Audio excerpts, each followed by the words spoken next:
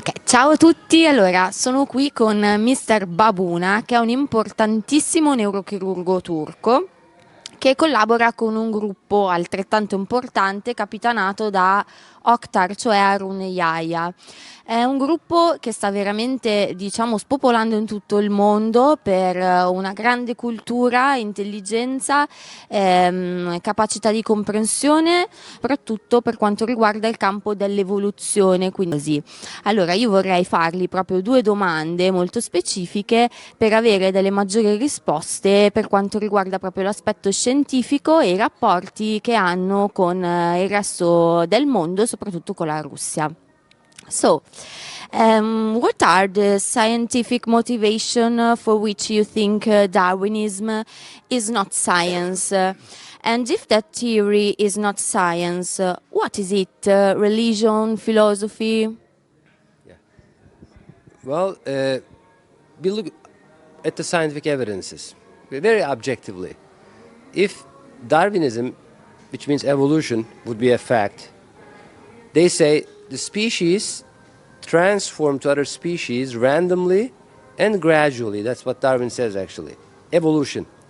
So, for example, fish, the sea animals, they say, would transform in 100 millions of years into land animals, into snake, for example, okay, and the reptiles. So we have to see the transitional forms. That's very logical, isn't it? I mean, you have to see half fish, half reptile, half gill, half lung, transitions, and random transitions. But logically and scientifically, this is impossible because if there is any change in the fish, in the sea animal, they would not survive, they would die. Because of the natural selection. Yeah, no, not because of natural selection, but if there is a defect in the gill, they cannot breathe. These are very complex organ systems, so they have to be complete, perfect, 100% correct in order to function. So that's the reason why we don't see any transitional forms. Darwin said that actually. He said there are no transitional forms. No, not even one. Although he is the founder of Darwinism, he claimed evolution is a fact, but then he admitted in his book there are no transitional forms.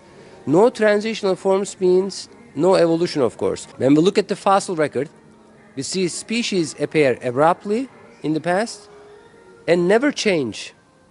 And this is admitted by all the evolutionists. The second thing is, which is a fatal blow to Darwinism, since they claim that life emerged by chance, the proteins first, the proteins must have, then gradually the living cell, they say. But if we look at the scientific evidences, we see proteins, protein molecules, which are the building blocks of the living things, cannot emerge by chance.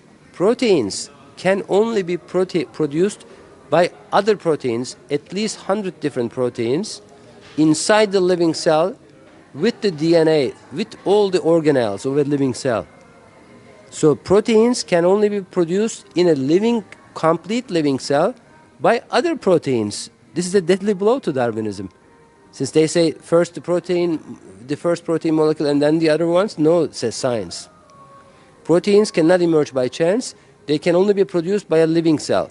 So living cell must be created first. It can produce the protein molecules, and this is accepted by all the scientists in the world.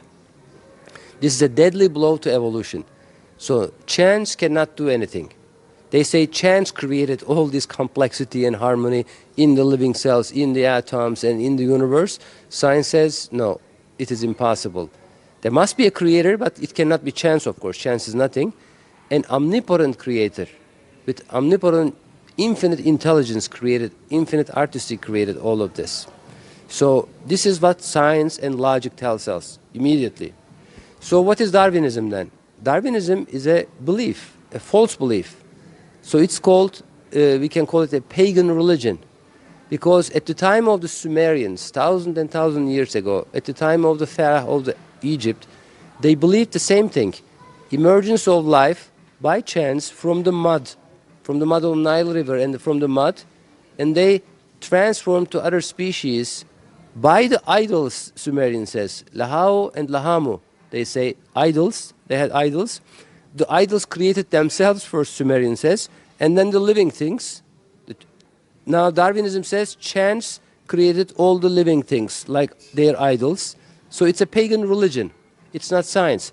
But should it be taught in the schools? Yes.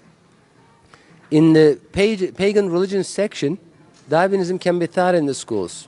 But we also have to teach the real fossil evidence. Genetics, molecular biology, why proteins emergence by chance is impossible, should also be taught in the schools. Both. So people can decide what is right and what is wrong. We should show the fossils. They never show the fossils, the evolutionists. Why? Because fossils prove the existence of God. They appear abruptly and no transitions between the fossils. They are always complete organ systems. For example, the eye can only see when it is complete. When a little part is missing in the eye, it cannot see. So it must be 100%. So it cannot be formed gradually and randomly like evolutionists claim. So it's a pagan religion which can teach Darwinism in the schools, in the history section, in the pagan religion section, but not in science, because it's not science. Science tells us there must be a creator with the fossil evidence, genetics, molecular biology, the complexity of the living things, the harmony and organization tells us there must be a creator. Ok.